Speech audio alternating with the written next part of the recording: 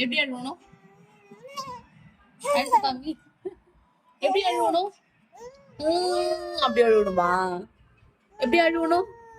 அப்படியா? அழுது காமி, அழுது காமி. அழுது காமி,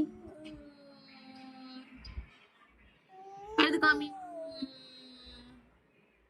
அழு. எப்படி அழுவணும்?